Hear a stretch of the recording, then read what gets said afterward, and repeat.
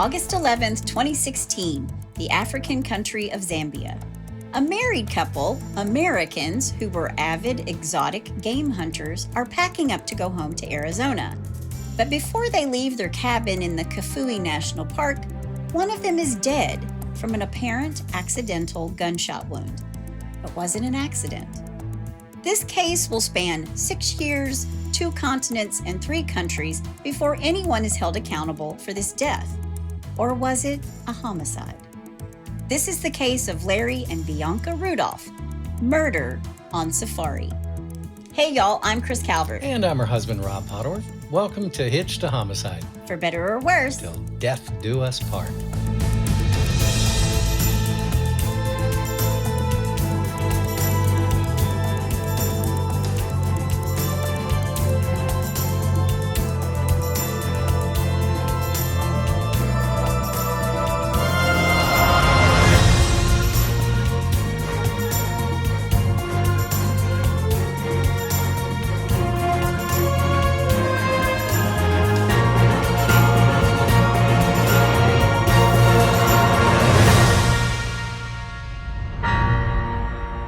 Welcome back, everybody. Yes, welcome. And for our friends from Serbia. Oh, okay. Bear with me because this is a difficult one. Dobro došli.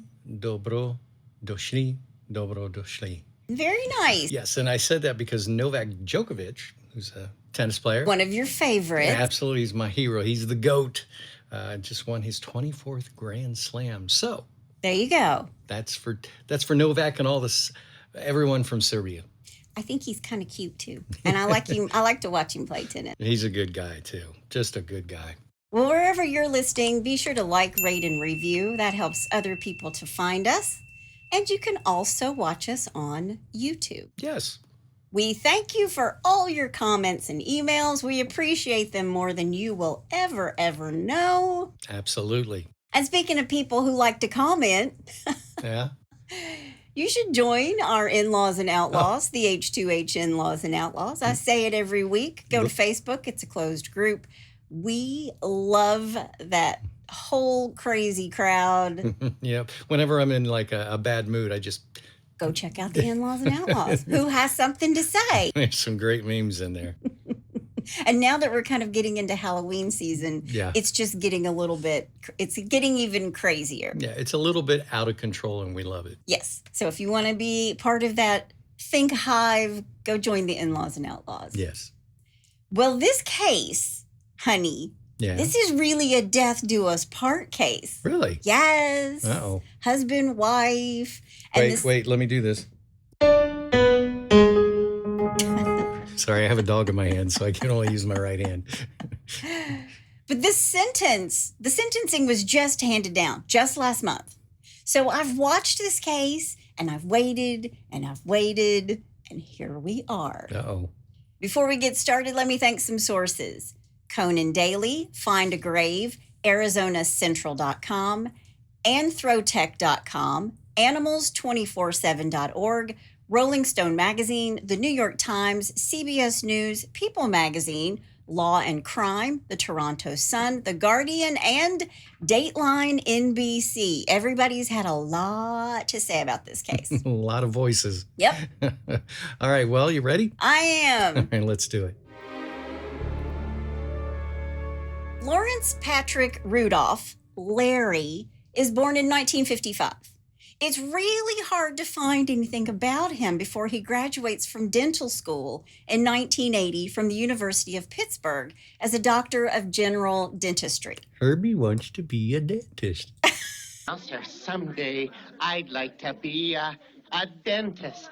It's not Christmas yet. Oh, okay. You're not allowed to. It's not even Halloween yet. So we are not those people. We celebrate the holidays in order. But Herbie still wants to be a dentist. We go Halloween, Thanksgiving, then Christmas. Yes. Okay. Yes. But I think, this is just me, this is just my opinion, I think his attorneys, he's had people scrub the internet for his information. Because there's just really not a whole lot out there. And believe me, I went and looked. Okay. There are sources that say he lived not only in Pennsylvania, where he went to dental school, but also Indiana and Miami, Florida. Don't know if that's correct or not. Okay. But while he's at college, the College of Dentistry at Pittsburgh, this is where Larry meets undergrad Bianca Teresa Finenzio. Wow. Think she's Italian? No, not at all. She's Serbian. No, she's very Italian. All right. I like the name Bianca, though. Bianca. Yeah. Bianca's born on December 4th. That's my dad's birthday, 1959 in Pittsburgh, Pennsylvania. Her parents were Oresta, Vincent, and Anna. I don't even want to try this maiden name. Go for it. Come on. Let me hear it. Scardelia Finenzio. Perfect. Now I know how you feel doing the welcome, welcome, welcome. Opa. No, that's Italian, not Greek. I'm just throwing everybody in there. Yeah, well, don't. Because they're definitely, they're Italian. Okay. All right. Go for it. Obviously, they're Italian. I couldn't see if they were born in the United States, her parents. What we do know is that her grandparents were born in Italy. So first or second generation immigrants from the wonderful country of Italia, where Rob and I both love. I love Florence is my most favorite city in the entire world, besides the cities here in the U.S., obviously, but love Florence. Oh, I don't know. I might be able just to go to Tuscany and live out my days. I wouldn't have a problem. I couldn't find a lot about her early life either, but she seemed to have grown up in the Pittsburgh area, and she attended, obviously, the University of Pittsburgh. Okay. Now, these two fall in love and get married. They have two children, first a daughter and then a son. There's information out there about these two. I'm not going to talk about them because God loved their hearts. They're caught up in this case. It had nothing to do with them. I find absolutely no reason to discuss them or even say their names. Yeah. Now, Larry... Dr. Larry Rudolph, he starts a dental practice in the Pittsburgh area. He calls it Three Rivers Dental. Okay. And in the beginning, Bianca works for Larry in the dental office. I mean, he's just starting out, so she's working in the office. Sure. But after she has her two children, she becomes less and less involved in the practice. And Larry's practice is really growing, and he starts to advertise. And he's got a few locations. He really grew the practice under the advertisement for sedation dentistry. I drill when I drill a bicuspid. Okay. Now, I know a lot of people who hate going to the dentist. Myself included. I don't mind it so much. Kris has only ever had one cavity in her whole life. Nah, nah, nah, nah, Na, nah. na, na, na, na. But he's doing sedation dentistry. So he'll put you to sleep before he does anything on your teeth, right? Mm-hmm. And he's making money. He has loads of commercials on TV in the Three Rivers area, Okay. like a lot of commercials. Meanwhile, I read where the kids were doing really well in school. I found their honor roll names in the newspapers. And Bianca is very active. She even trained for like a marathon. Wow. She's like playing golf. And Bianca liked to hunt, something she picked up from Larry. Okay. Larry is a big game hunter, safari stuff. Okay. Now, I'm going to say it from the get-go. Don't email me. Yeah. Don't even think about it. Rob and I, neither one of us condone big game hunting or exotic hunting. There are loads of photos of Larry and Bianca's trophies, none of which I'm going to show you or post in the In-Laws and Outlaws. But they are both big game hunters on safari. Yeah. And that's where I'm going to leave that. Yep. Just know we are animal lovers, rescue dogs. Don't email me. I'm a lover, not a fighter. I'm not a fighter. I'm a lover. We're lovers, not fighters. That's right. Now, in 2002, after Larry's had his practice for 20 years, he hires Lori Milliron as a part-time dental hygienist. And these two begin a love affair. Lori's blonde. She's pretty. Now, Bianca's beautiful, too. She's just dark and she's Italian, but she's a beautiful woman. Right. But from 2003 to 2008, Larry and Lori vacation together around 60 days out of each year. Really? Yes. How do you do that? Well, he's traveling on his own Okay. without his wife, apparently. Wow. Either he's saying he's going somewhere. Again, a lot of this information is just not out there. But if there's 15 dental conventions a year, doesn't that become a bit suspicious? And you take your part-time Yeah. hygienist with you, not your office manager. Wow. Wow. But these two went to Paris, they went to New Zealand, and they went to Africa. Larry is doing really, really well with his dental practice. And according to some of his former employees in the office, hygienists and office managers, Larry would give really big discounts for cash transactions for things like root canals and other stuff. Sure. Cash that would go into a vault in each of these practices. So he has like 3 or 4 offices. I think he has 4. Okay. But cash that was more than likely never reported to the IRS. You think? Yeah. But according to his staff, part of the reason his clients needed so much work was because Larry would purposely not fill cavities so his patients would require a root canal. What? Or while they're under, remember it's sedation dentistry, he would drill holes in their healthy teeth in order to cause the need for dental work. Wow, what a scumbag. I'm just painting you a picture. Wow. Now, like I said before, Larry and Bianca like to big game hunt together. And Larry's doing so much of it and getting so many trophies. That's what they call them, trophies. Don't email me. But he has so many that he and Bianca joined the Safari Club International, where they get together or plan trips for big game hunting. I didn't really look it up. I think there's something in there about conservation. You can go look it up if you want to. Okay. But Larry is highly involved. Now, in 2006, while Larry's in Zambia, he's out big game hunting, Larry claims he's fishing, and he leans in to get a fish. Like it's on the line. He leans into the water to get the fish out. And a crocodile comes for the fish. Whoa. And bites the end of his thumb off. Wow. Then he says the croc pulled him into the water and he wrestled with the croc. He gets himself free. He's able to swim to shore and call for help. He escaped with a partially bitten off thumb. Okay, well, first of all, if you've ever seen a crocodile's teeth, the likelihood of biting off just the tip of your thumb, that's where I have a question. Number 2. Oh, gosh. We've got a list. Okay. Number 2, him wrestling a crocodile in the water. Yeah, Larry would be no longer Larry.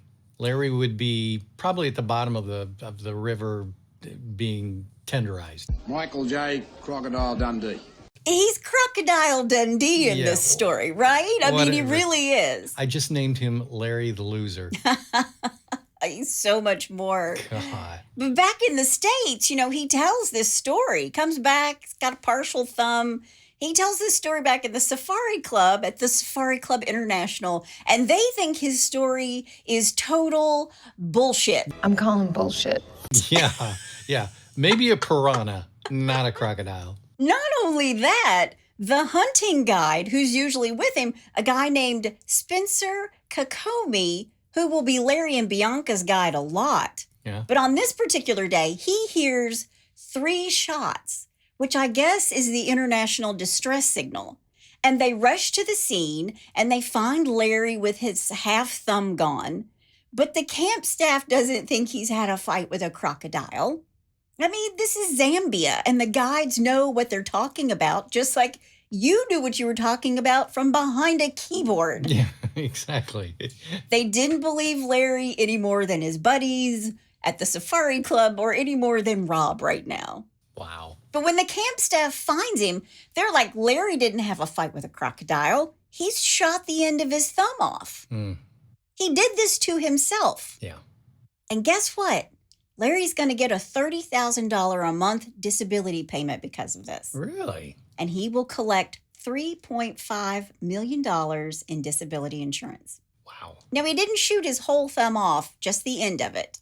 So it seems to me, if Larry's a dentist and he uses his digits, His opposable thumbs. I think I would shoot the pinky off instead of the thumb. Pick a better digit. Yeah, exactly. Yeah, your thumb seems a little bit more important, but I'm sure it was an accident. So he says. Okay. But even though he's told this big Crocodile Dundee story, he's really well liked, even though he's full of shit. Yeah. And he has so many trophies that in July of 2009, Larry is elected president of the Safari Club International. He and Bianca both worked within the organization, and they're kind of superstars inside this big game hunting world. Okay. this exotic game hunting world, because they're not just big animals, they're exotic as well. Wow. But this group, they want their leaders to be stand-up guys and not philandering, underhanded dentists. Yeah. I mean, they're under a lot of scrutiny to begin with. For real, they're under a ton of scrutiny. Yeah. So in May of 2011, this executive committee of the Safari Club tells him, we need to have a chat about your lifestyle, Larry. And there's an inquiry into his, quote, women, his travel, and his expenses, end quote. Uh-oh. The other board members want to put it on the agenda to be discussed, but he's the president. He takes it off the agenda, and he thinks that's the end of that. Until 2012, when they just out and out accuse him of adultery, and they expel him from the club and strip him of his hunting awards. Wow. And when Larry sues the organization for defamation, Bianca, his wife, stands by him 100%. Man. Wow. But after this happens, like it's sort of like a domino effect. One person comes forward and says, this guy's an asshole. Then a lot of people start coming forward to say this. So people are coming out of the woodwork. Yeah. And another organization where he was president at one point was the Weatherby Association, which is another hunting club. Mm-hmm.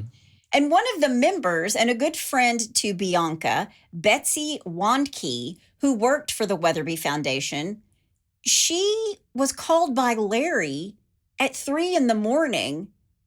He wanted to come to her room to discuss organizational items or some such nonsense. Wow. And she's like, you know what, come to my room at 3 a.m. to talk about the Weatherby Foundation. Wow. But before he's found out as not such a great guy, everybody loved him. And according to many, he had the gift of gab. He was quite the charmer. He made people feel special when he was around them. Well, don't most con men? Yeah. I mean, as I read that or when I was researching and I saw that, I was like, yeah, that's how most con men are. Yeah, that's why they're con men. Yeah. Still, even though he's stripped of all these awards, Larry and Bianca still liked to go big game hunting, exotic game hunting together.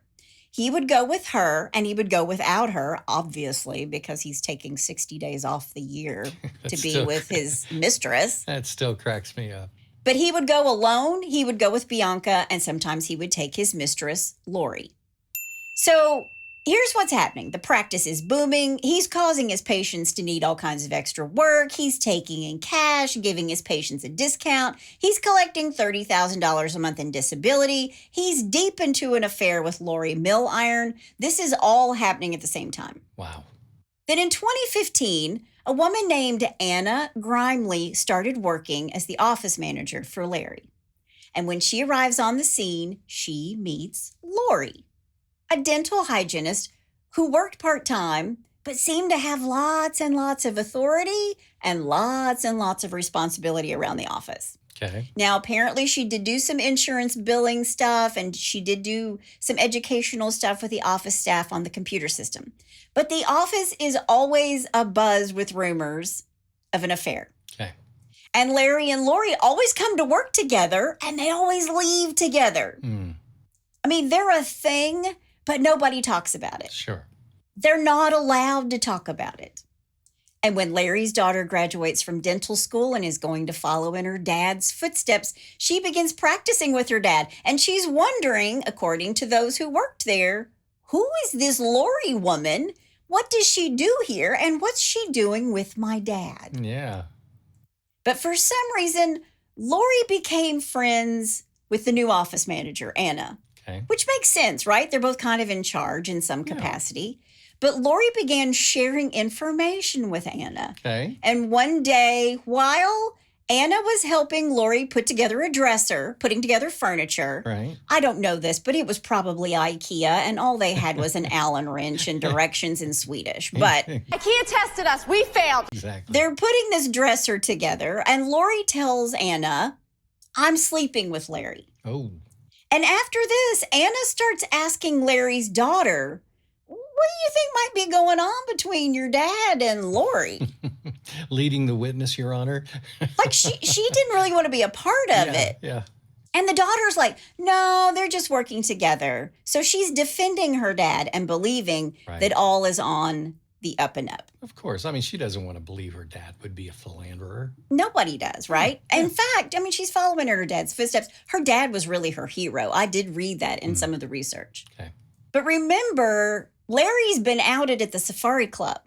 So he files a lawsuit against the Safari Club. Right. And there are lots of depositions. And in July of 2016, Bianca, Larry's wife, is asked if she has any knowledge of a sexual relationship between her husband and Lori Milliron. And she says no.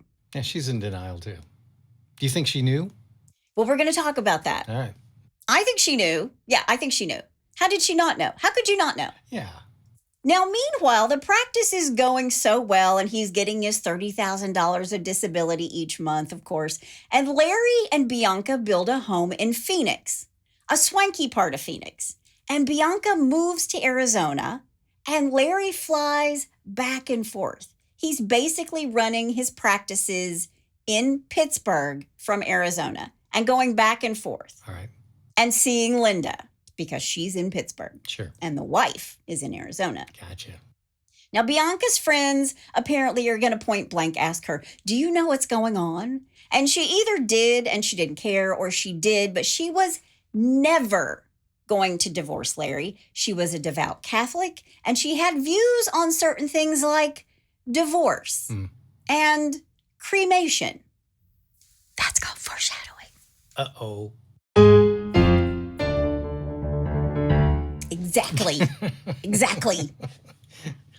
Now, one of the things Bianca and Larry are still doing together is this big game hunting. And Bianca's really good at it. She was a great shot. She knew how to clean and care for the guns she used. And according to their regular guide, Spencer Kakomi, she was an excellent shot and exotic game hunter. Now, Bianca and Larry are big game hunting in Kafue National Park in Zambia so often that they build a little cabin on the banks of the Kafue River, which is 4 hours away from anything, from any civilization. I mean, you're in Africa. Sure.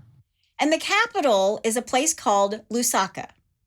So they're married. He's been having an affair, and I guess she knows it, but Larry's not going to divorce Bianca either. Because remember, they started that practice together when they started out. He didn't have money. Yeah. She even worked for him. Yeah. He can't divorce her because she will get half of everything. Yeah, exactly. And they've been together for 34 years. Wow. And for about 10 of them, he was actually faithful. Jeez. What a scumbag. Larry the loser. It made me think of Wedding Crashers. Here's the estate. Oh, that's beautiful. And we were faithful for 2 of them. Where he's dancing with the mother of the bride. And she says, yeah, we've been married this, and we were faithful for 5 or whatever. And that's what it made me think of. Yeah. But as the years wear on, Bianca's girlfriends said that her vibrance that she had, she was such a beautiful woman, it started to fade. She's losing her spark. And I think you would if you know that your partner's being unfaithful. Yeah, of course. But after nearly 15 years of being together in front of everyone, behind their backs, Lori Milliron issues her ultimatum. I will give you 1 year. You either leave Bianca or you're going to lose me. I will not be ignored, I Dan. won't be ignored, Dan. No, I mean, she's just basically saying, I'm not going to tell on you. I'm going to leave you. Yeah. Wow. When are guys going to learn? Never. Nothing good could ever come until of the end of time. And it's not just men, because there are women who cheat as well. Oh, yeah. Yeah, absolutely. So the office manager, Anna, she only lasts a year in this practice because Larry could be kind of a dick. He was really volatile. Say it's not true that Larry could be a dick. Go ahead. Yeah, according to her and other members of the staff, he would like throw things and hit walls and yell and stuff. But she resigned and she moved to Las Vegas. Okay. Then September 27th of 2016, Larry and Bianca go back to Kafue National Park.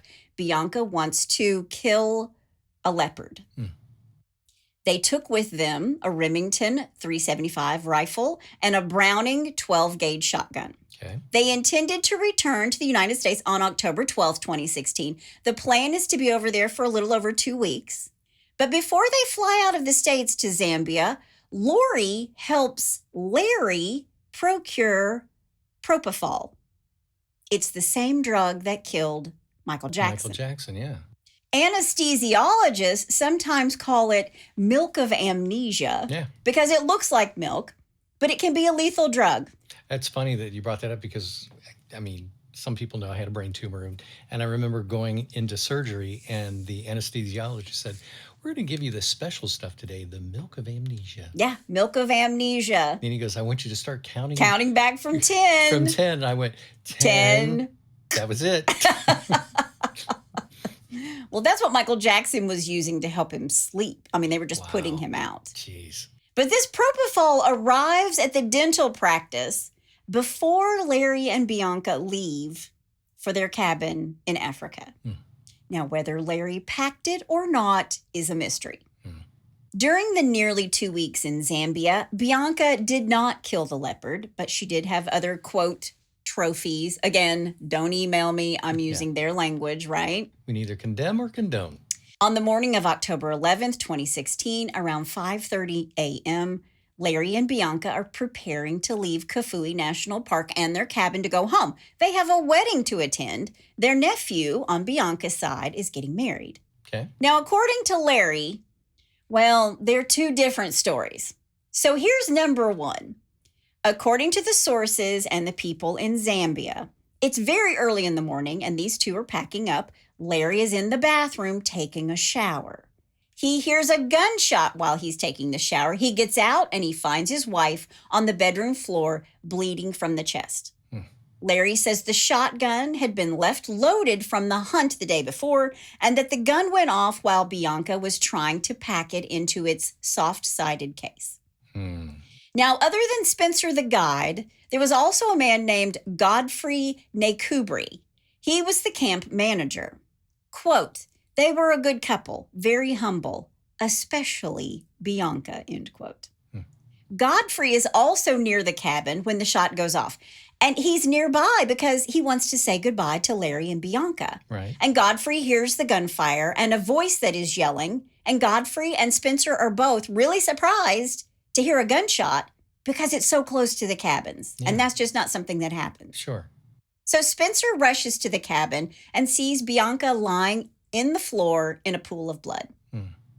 Next to her is a rifle in its soft case. It's partially unzipped, and at the end of the case, there's a hole that's been blown through the end of the soft case. Okay. A shotgun hole. Right. Where the shot went through it. Sure. It's about this time that Godfrey arrives at the cabin. Bianca's dead, shot through the heart. Larry is beside her, crying and saying, quote, what am I going to tell my children, end quote. And when Larry calms down, he tells them both the story. He was in the bathroom taking a shower while Bianca was packing to go home. She was trying to force the gun into the gun case, and that's how it fired. It was an accident. Okay. The Zambian police in Mumbwa take Bianca's body to the capital, Lusaka, which is, remember, 4 hours away. Sure. And the body undergoes an autopsy. She died from a shotgun wound to the chest. A Zambian forensic pathologist identified the cause of her death as hemorrhagic shock and macerated left side of the heart and perforated lung and gunshot injury. Wow. Like straight through the heart. Yeah. And they determined it's an accident based on Larry's story. And Larry wasn't too happy about them taking her body in for this autopsy. And it kind of takes the police by surprise. They're like, okay, but she's dead and we need an autopsy. And in that moment, the police, they don't believe what Larry is saying. There are too many unanswered questions for them to think that any of this is cut and dry. Right. Now, what do you think Larry does next? No idea. None. Well, he doesn't call his kids. What's he do? He sends his brother-in-law an email to let him know that they won't be making it to the wedding. What? Yeah. Larry and Bianca's kids don't know what's happened to their mom, but they are trying to get in touch with her. What's his reasoning for sending an email? Well, and you mean in not getting in touch with the kids? Yeah. Well, he kind of has an excuse, maybe. Okay. But meanwhile, the kids are really trying to get in touch with their mom, and their dad isn't communicating with them. Okay. He's hard at work making arrangements for Bianca's body. And when she's taken to a funeral home, Larry insists now the autopsy's over, her body needs to be cremated. Now, right away. Cremate her body now. Yeah. Zambian police officers go to the camp and to the cabin to see the scene for themselves. Right. And they know this is an American couple, people with money, and the United States is going to want answers from us. Of course they will. So they go to the cabin to collect evidence. They wanted to determine if the gun had been properly unloaded, or did it accidentally go off? Was this a suicide? What was this? Right. Larry has to contact the United States Consulate General to report the death and to say, I need to get a body cremated so I can get it back to the United States. Mm-hmm. Because she's still a United States citizen. Larry tells the chief consular that he needs the cremation expedited, like now. He wants it done now, like the next day. And the U.S. Consulate General was a former U.S. Marine named Otto Westhassel. That sounds like a Marine. It does, doesn't it? He's got a crew cut and he's like 6'5". And he doesn't take shit off anybody. His brow is furrowed. Okay. I did not look up to see what Otto looks like, but Otto, we're on your side, dude. Yeah. But this guy's a Marine, and he's like, look, I've seen plenty of gunshot wounds. So he goes to see Bianca's body because it all sounds hinky to him. Yeah, suspicious. And when he sees the body, he doesn't think it looks like it's self-inflicted, even if it was an accident. Yeah. So he starts to take photos, and Larry was very upset that he was taking photos. I'm sure Larry the loser was. Now, the police and Mumbai, the local guys, they do a drop test with the gun to see if it's going to go off, if it would fire. Right. It didn't. So it's in complete conflict with what they were told by Larry. Right. But they finally come to the conclusion that it was an accident. And in the report, it said that the gun was loaded from the previous hunting activities and that safety precautions were not taken. Okay. But their game scout, their guide, Spencer, was like, hold the phone. Yeah. You're not going to throw me under the bus. Don't throw me under the bus. And I saw Bianca with my own two eyes cleaning and checking this gun. Right. So if that's true, how did Bianca shoot herself accidentally? Right. If the gun was cleaned and emptied, as Spencer says, then someone put a shell back into the gun. Mm-hmm. Also, Larry said he was in the shower when the gun went off, remember? Right. But when Spencer hurries to the cabin, as soon as he hears the shot, Larry is fully dressed. There's even a photo of him after the shooting because he's on the floor next to his wife. He's got like jeans and a shirt with shoes and a belt, and his shirt's tucked in. And he's even got something on his waist, like his phone is attached to his waist or something. Could he have taken a shower with all of his clothes on? I don't think so. And remember, Spencer's on the scene right after the gunshot, according to him, within 15 seconds. Yeah. So if Larry's in the shower, how'd he get dressed so fast? Shoes, belt, the full Monty, right? Well, Superman could change in a phone booth, so. Also, Larry wants Bianca's body cremated because it would be too expensive to ship her body back, says the man who's paid thousands to have huge animals sent back to the United States to be stuffed by taxidermists. Yeah, try another one, Larry. Really, Larry? Yeah, try another Really? one. Try another one. After Larry gets what he wants. Oh, wait. So did he get her cremated? He did. Really? He did. Wow. Because that's what the report says. It was an accident. Okay. For now. Okay. But he flies back to the United States via Johannesburg to Arizona. And when he's in Johannesburg, he calls his son, who then flies to Pittsburgh to break the news to his sister. Oh. And Larry calls Lori Milliron. Wow. 11 days later, on October 22nd, there's a funeral for Bianca in Arizona. Okay. Not even 2 weeks later. Wow. But it wasn't a Catholic mass, and there wasn't a large gathering. And when Larry is asked by friends and family how Bianca died, he uses the exact same phrase that he would use with the life insurance companies. Okay. Accidental discharge of a firearm. Okay. Larry had 9 different insurance policies on his late wife for a total of $4.8 million. Gee whiz. Now, after the funeral, Larry and Lori, they're free to be together. He bought them expensive cars, an Aston Martin DB11 Wow. and a Bentley Bentayga. Not a Bentley person. I think I'm saying that right. Wow. He and Lori built a lavish home, both in Arizona and Pennsylvania, Jeez. because Lori's got kids and a grandchild in Pennsylvania. But not 5 days after Bianca's funeral, a friend of hers called the FBI to say, please investigate the death of my friend Bianca Rudolph, because Larry is a liar and a cheater, and he's been having an affair for years. Uh-oh.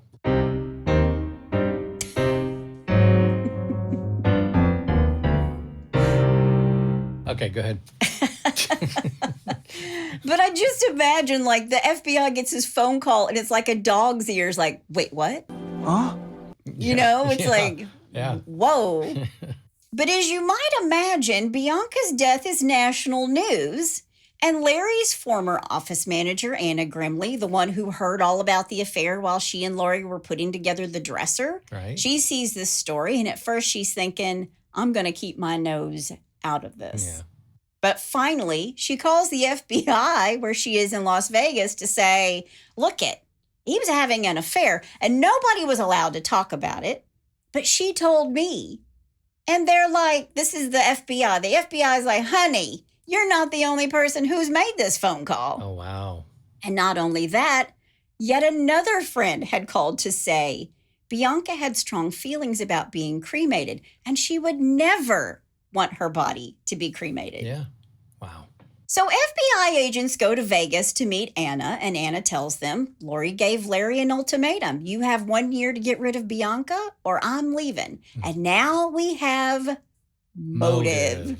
Yeah. Yeah. An affair and motive. And not to mention $4.8 million in life insurance money. Yeah. Actually, it's $4,877,744.93. But who's counting? Yeah, exactly. Wow. But the FBI knows this isn't enough evidence. This isn't enough for anything. Right.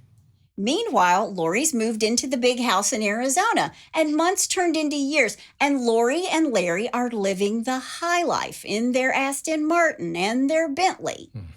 Meanwhile, 3 years later, the FBI has packed their bags and flown over to Zambia. They're not letting us go. Yeah. They even go into the cabin to inspect where the death happened, and they interviewed witnesses at the scene and anybody who'd been around Larry after Bianca's death.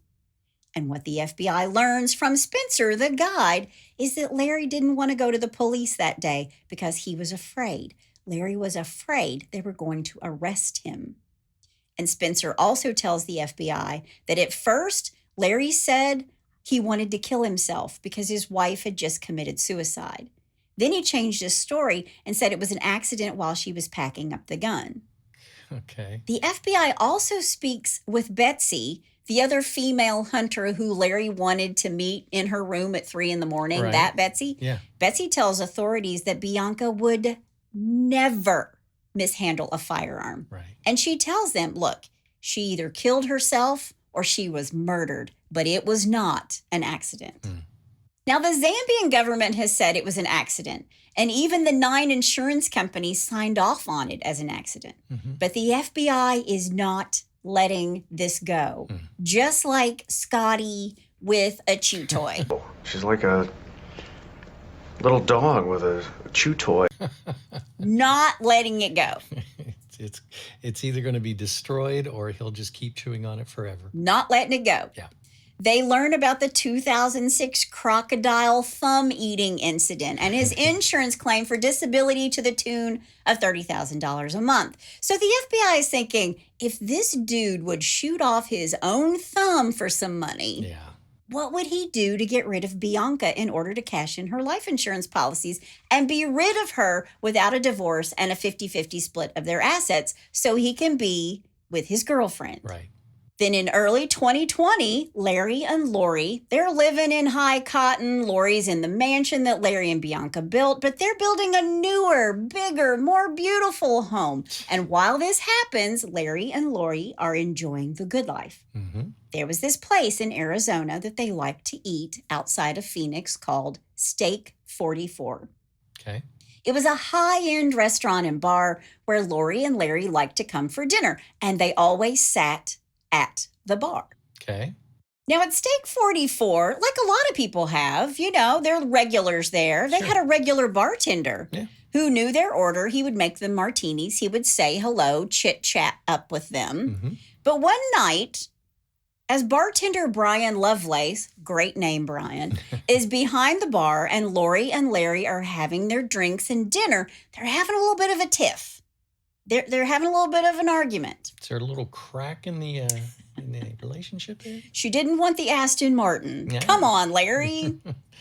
But there's music in the bar that night. And when I read this, I thought, Rob, who's a musician, when we go out to dinner, he hates it when there's live music that feels like he has to talk over, right? Yeah. When I go out to eat, I want to enjoy my wife's company. He just wants to hear my voice. Yes. Stop it. He doesn't hear it enough. Just like you guys. The thing I hate is going out to dinner and just sitting there and not talking. I hate that. Yeah. Well, there's music at the bar that night. And during that lull between songs, so they're having a little tiff. And you know how there's that lull between songs and you're talking loudly to somebody over the music and then boom, the band stops and it's quiet and you're still kind of shouting over the music? Usually mine is, and I have to go to the bathroom. Well, on this night, that's exactly what happened. Not the bathroom part.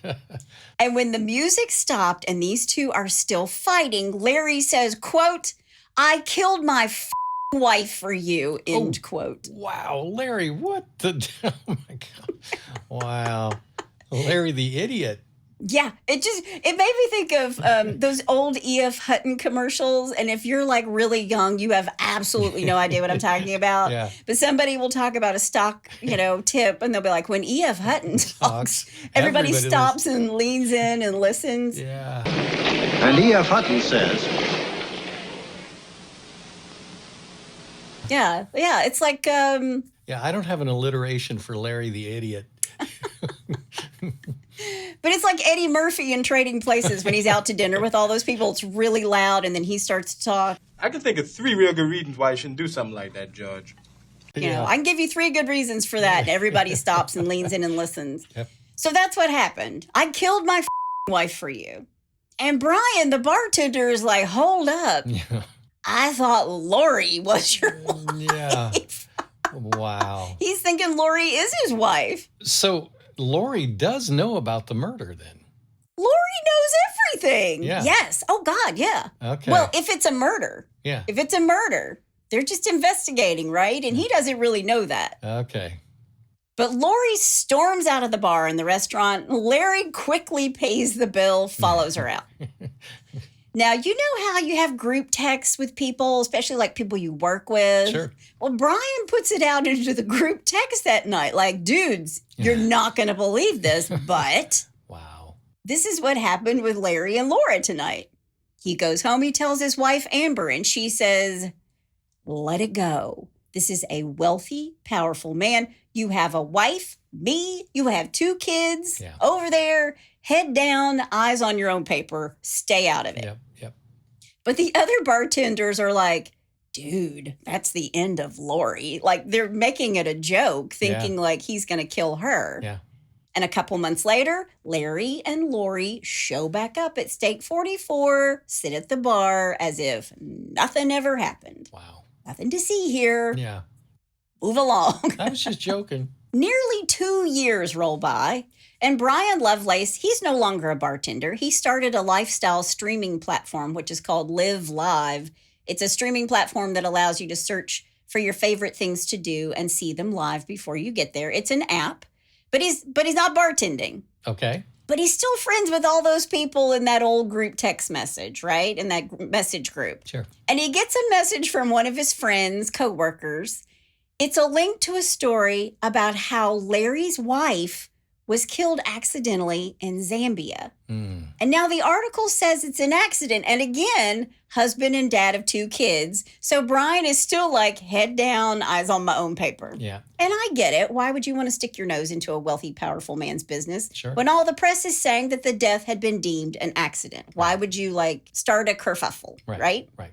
But the FBI is still conducting their investigation, and they start doing ballistics testing in a lab on an identical Browning 12-gauge shotgun. They started at a half-inch away and progressed to 9 feet away. Then the shotgun pellets are compared to Bianca's wounds from the pictures From the photos, yeah. that Otto took that Larry wasn't happy about. From our Marvel Comics Marine dude. Yeah. Yeah. And what they discover is that the shot pattern wasn't consistent with someone who was zipping up a bag and would need to have the gun close to their body for that. Yeah. And the pattern was consistent with a shot fired from 1 to 3 feet away. Wow. Not right up against her chest. Also, they're learning that Bianca was a trained hunter. She's well trained in how to handle her own gun. She would never have pointed the barrel toward herself, even if it's unloaded. Yeah. Gun safety 101. Yeah. Number 1, treat all guns as if they're loaded. Right. Number 2, keep the gun pointed in the safest possible direction, which is one where an accidental discharge won't cause injury or damage. Sure. Or at least point it toward where the bathroom shower is. Just kidding. Bianca had done none of these things. Right. And there are others, of course. Keep your finger off the trigger until you're ready to shoot. Know what your target is, your surroundings, all that kind of stuff. Sure. But don't you think somebody who's very skilled with a gun would practice these very things? Of course. And don't forget, her guide, Spencer, has said he saw her break down the gun and clean it. Yep. Someone had to have put a shell in that shotgun. Right. Then the FBI uses a guy in Yellow Springs, Ohio. Good Lord, they're all over the place. His name is Dr. Bruce Brattmiller of a company called Anthrotech. And these people study people's measurements. Their bodies, their arms, their legs, etc. They are the nation's leading provider of body size information for use in the design and sizing of countless products and complex workspaces. Okay. That's directly from their website. All right. Yeah. All right. How are they involved? Well, the FBI gives Dr. Brattmiller the general outline of the scenario. They started with a behavioral study. People who didn't normally even use a gun were given this gun and asked to put it and zip it up in this soft carrying case. Okay. And they used people who normally didn't touch guns. Right. They used people who did sometimes touch a gun. But what they discovered in their study is that not a one of them pointed the gun at themselves as they tried to put it into the soft case. I could have told him that. And in fact, in order to put it in at an angle of 90 degrees, which is the angle of Bianca's wounds, it's basically impossible. Yeah. They measured these women who were the same size as Bianca. Then they asked them to zip this bag up while holding the muzzle at a 90-degree angle, and they couldn't do it. Well, yeah, of course not. Now, apparently there was one, but according to the doctor, she had flexible shoulders. Okay. But she couldn't even reach the trigger on the Browning 12-gauge shotgun. Right. Now, it's December 2021, 5 years since Bianca's death. And Larry and Lori are working hard to build their new dream home in Arizona. Life is good, and they're off to Cabo San Lucas for Christmas 2021. And the FBI feels like we got enough, and we got a prime suspect. Right. And now it's time to bring him in for questioning. Something that's never happened before now. So Lori and Larry land in Cabo. It's a place they love, they frequent. But this time when they get off the plane, the Mexican police are waiting for them at the direction of the FBI. They detain Larry at the airport, take him to a Mexican prison, and then they ship him back to the United States, where he's met by federal agents and promptly arrested and charged with 1 count of murder and 1 count of mail fraud. Wow. Yeah. So they put him in jail in Denver, where at least one of the life insurance policies originated. He's in a cell for 23 hours a day. Wow. 2 weeks later, Laurie shows up for his detention hearing in federal court in Denver, Colorado. Federal prosecutors think Larry's a flight risk and a danger, and they argued for zero bond. And the defense tried to convince for Larry to be on house arrest, and the judge denies bail and says, nope. Just because he's got money doesn't mean he's going to be treated any differently in my courtroom. Yep. So Larry's denied bail, and Laurie receives a subpoena to appear in front of the grand jury. And when these two appear on the same day in front of the federal grand jury, Larry pleads not guilty, but he is indicted for murder based on all the evidence. Gotcha. Now, word travels fast, right? Everybody in Pittsburgh knew this guy. He's the guy on TV all the time. It's Dr. Rudolph of the Three Rivers Dental, the guy who does sedation dentistry. Pittsburgh in the Pittsburgh. Exactly. In the Pittsburghs and the Pittsburghs. Abby the rub. Give me the rub. I need the rub. Give me the rub. Give me the rub. Meanwhile, Larry's daughter, who's a practicing dentist in his group, sticks by her dad. And this story is national news. And of course, that meant that Arizona TV picked it up, and the bartender, Brian Lovelace, sees it. And now he feels a little differently about what he heard. And all the people in his group are like, dude. You gotta go forward. Dude. And this is what everybody's going to love. When I read this, I was like, I can't wait to tell people this. But one of his friends, one of his people, she's a woman who is obsessed with true crime. Good. Brian called her Nancy Drew. And Nancy Drew sends Brian a link to the story that's all over the internet. Right. And then Nancy Drew, she wants to get to the bottom of this. And she calls the FBI and says, listen, here's what happened. She gives them Brian Lovelace's name, and then she calls him and says, Brian, I spilled the beans, and the FBI is going to give you a call. Brian, thank you. I know you didn't want to get into this, but guess what? I'm Nancy Drew. Yeah. I'm blowing the lid off of this. Yeah. And buddy, let me tell you, they loved getting that phone call from Nancy Drew. Sure they did. I saw nowhere what her real name was. Okay. They just called her Nancy Drew. All right. Now, while Larry is in custody, the FBI is watching Laurie like a hawk because she's running this dental practice from Arizona. Okay. And the federal prosecution goes back over her testimony from her grand jury appearance, and they realize Laurie's really evasive about stuff. She said, I don't know.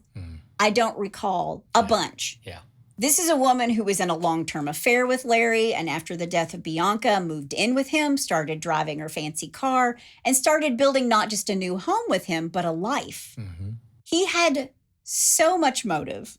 Not to mention, the FBI has testimony from all these people who used to work for Larry saying it was a long-term relationship. She'd issued this ultimatum, and propofol showed up at the office before they left for the last safari hunting trip in Zambia. It doesn't look good for Laurie and Larry. Doesn't look good for either one of them, does it? Nope.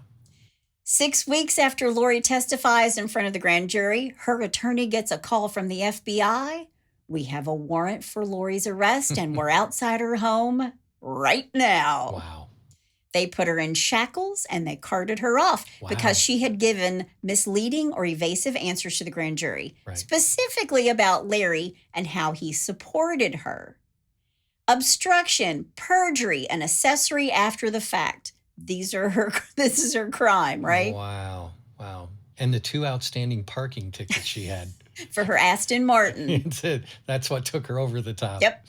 She pleads not guilty in Denver, and she's released to go back to her home in Arizona on house arrest. But as a condition of her bond, she can't have any contact with Larry. And here's why. They want Laurie to flip on Larry. Right. They want her to rat him out. Rat him out, you won't go to jail, Laurie. Yep. Now, they have all this evidence, but it's all circumstantial, really. Right. Laurie denies giving the ultimatum, and she sticks by Larry. She says, I didn't say he had to kill his wife. I didn't say he had to get rid of his wife. Right. And she does not flip on him. Okay. And I think she stood her ground because she thought everything is circumstantial. The Zambians and even the insurance companies who paid out close to $5 million said this was accidental. Well, and I'm sure, too, her attorney is telling her, listen, this is all circumstantial, so don't say anything that will incriminate you or Larry. Yep. Yeah. In July of 2022, Lori Milliron and Dr. Larry Rudolph stand trial together. And during court proceedings, investigators argued that Larry had killed Bianca for financial reasons and to be with Lori. Mm-hmm. Testimony during the court proceedings showed Lori had been receiving cash payments from Larry in the years leading up to Bianca's death and had received a credit card from him after Bianca died. Credit card? What about the car? Yeah. The feds also had recordings of all the phone calls between Larry and Lori in prison, even though they're not supposed to be talking. Wow. She was cut off from him, remember? Yeah. And even though he doesn't come out and say he murdered his wife, it's still really apparent that these two are a couple. So Larry is going to have to take the stand. Mm-hmm. When it goes to trial, Larry gets on the stand and, according to Rolling Stone magazine, attempted to transform his image from that of an accused murderer and alleged fraudster, a liar, philanderer, a lobbyist for big game hunting who begged the Trump administration to let him join the cabinet, into a weeping widower. He claimed he was a shamed cuckold who couldn't please a sex-charged spouse and so entered a, quote, don't ask, don't tell, end quote, open marriage. Okay. He made himself out to be an ailing doctor whose wife had died tragically of an accidental shotgun discharge while he took a in the bathroom next door, end quote. Quote, sometimes, he said on the witness stand, it takes me a while, end quote. That's right. Larry's changed his story. And here's what it is. Okay. He wasn't taking a shower. He was in the bathroom releasing the Kraken. That's why he was dressed when he came out. Oh, okay. Yeah. Okay. So he hears a shot, and then he tucks his shirt back in tightly into his pants before he comes out of the bathroom. Also, did you hear the part about the open marriage? Yeah. Yeah. That's right. Larry and Bianca had an open marriage. Yeah, listen, I don't even tuck my shirt in when I hear Scotty barking out there. He gets on the stand and says, we had this open marriage. In fact, he says Bianca had 2 affairs on him during their marriage. Right. So it's not just me. Yeah. Bianca was a cheater. Yeah. Also, even though the FBI had information about Larry's healthcare fraud involving the businesses and accusations by a dozen of his former close friends and colleagues that the crocodile attack where he lost the tip of his thumb was just a plot to collect his disability. That still cracks me up. Larry and Lori strongly deny all allegations. They deny all wrongdoings. And any real hint of these events about their past were kept out of their trial because their legal team successfully ensured the jury is not allowed to hear about any of them. Really? The Crocodile Dundee incident? Nope. Drilling in people's teeth so he could get more root canals? Nope. Wow. Cash? Nope. How'd they get those omitted? Didn't have anything to do with the wife's death. Jeez. Back in Zambia, there were no fingerprints collected at the scene of Bianca's death. There's no eyewitnesses. There was an alleged murder weapon, but even the judge is like, what happened to the gun? Yeah. And why isn't anybody talking about what happened to the gun? Well, Larry said that he'd found the shotgun in his garage while moving from one mansion to another in Arizona 2 years after Bianca died. Larry, who is the former president of this 50,000-member hunting organization, testifies, quote, I'm not a gun guy, end quote. Oh, Larry. So then on the stand, he said that he'd broken apart the weapon and paid cash to a private trash removal service for a, quote, Hispanic gentleman to put it in a dumpster somewhere, end quote. All right. I'm rolling my eyes so hard. I'm checking out the scenery behind me. Yeah. Now, no actual science supports the prosecution's theory. Yeah. So that's according to Larry and Lori's defense counsel. Okay. They think that, the FBI, the feds are trying to sensationalize Larry. Sure. The hunting, the affairs, the angry employees. Right. And they're just saying our goal is just to get the jury to put all that aside. Just don't listen to all that noise. Nothing to see here. In week 2 of the United States versus Rudolph et al., an ammunition expert takes the stand for the feds, saying that Larry had loaded the shotgun himself, that there was no way Bianca, trying to fit the firearm inside the travel bag, could have dropped it and accidentally loaded the gun. A prosecutor asked the expert to tap a shotgun on the courtroom floor anyway, and believe it or not, I read in one article, it said, "Kakack." Onlookers remember gasping under their masks as a bullet rolled into the chamber. Ooh. Quote, "It was maybe even worse than the OJ glove." End quote. Yeah. Wow. So they're thinking to themselves, this is one for the defense team. That it could have happened. Yeah. But the government did have one certain forensic advantage on its side, because they argued that Bianca's wound had indicated a gunshot from slightly above. Then he cornered the defense's own firearms examiner, and he's like, yeah, that would rule out an accidental drop. Yeah. Besides, Bianca's not tall enough. Right. She couldn't have reached the shot herself, and Right. shot herself in the heart at such close range. Yeah. And they're saying, look, we have all this evidence that the bullet came from 3 feet away. Right. Then the person who works for him takes the stand and talks about this propofol being delivered just before this last trip on safari. Right. Then Brian Lovelace shows up at the trial. Good old Brian. The former bartender says, "I heard him loud and clear, quote, 'I killed my f***ing wife for you,' end quote." And the defense says, "No, I think you heard him say, quote, 'They think I killed my f***ing wife for you,' end quote." So they're putting this in his head. Yeah. But did he even think at that point that the FBI is on to him? I don't think so. Right. And Lovelace says, "No, I heard it pretty loud and clear." And when they ask him if he would be surprised to know that that's really what he said, Brian Lovelace said, quote, "Would it surprise me? Everything is surprising me," end quote. And everybody in the courtroom laughed. That's good. Good for Brian. In the end, the people who knew Larry said it was a familiar performance up on the stand. Quote, "His demented narcissism allows him to consider himself righteous, even though he is beyond evil," end quote. So they liked him. That's one of his friends on the stand under oath. Wow. I would make sure that he didn't write his epitaph. Yeah. Yeah. Now, this kind of answers your question about not calling the kids, because when Larry is on the stand, they ask him, "Why didn't you tell your children right away?" Right. Well, an article in the Zambian news talked about Bianca's death the next day. They even misspelled her name. Quote, "I felt that once it was in one place, that article was going to be published all over the media. That damn article, sorry, robbed me of the opportunity to see my son first," end quote. Okay, whatever. So that's what he's saying. Okay. Which makes no sense, because Larry, PR people will tell you, you get ahead of the story. Yeah. You call them immediately so they hear it from you. Sure. Larry admitted to being, quote, "very paranoid about the anti-hunting forces in the world," end quote, and said he wondered if pictures of Bianca's body taken by the suspicious diplomat before it could be cremated could be made publicly available. Okay. He thinks Otto's going to release these pictures. Yeah, whatever.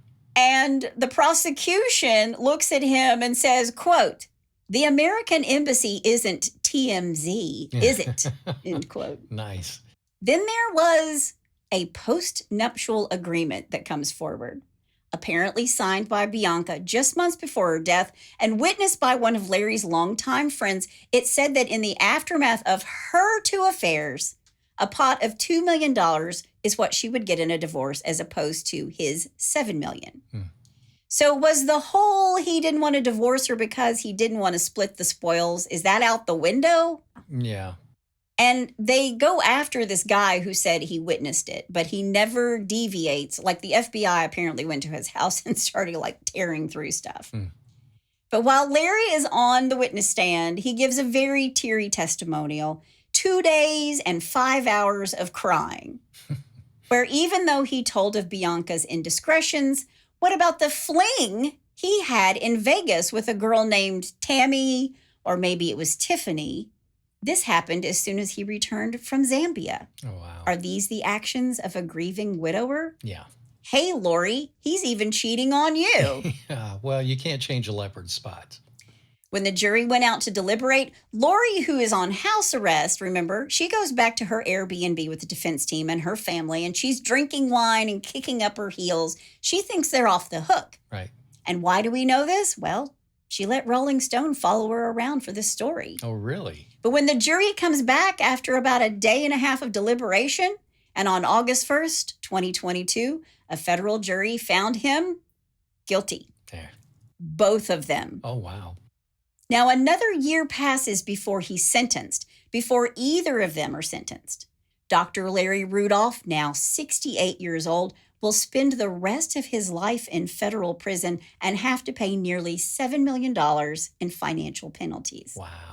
Also, when they sentenced him on August 21st, 2023, just a month ago, along with life in prison for murder, Dr. Rudolph will serve a concurrent sentence of 20 years for defrauding multiple life insurance companies. Wow.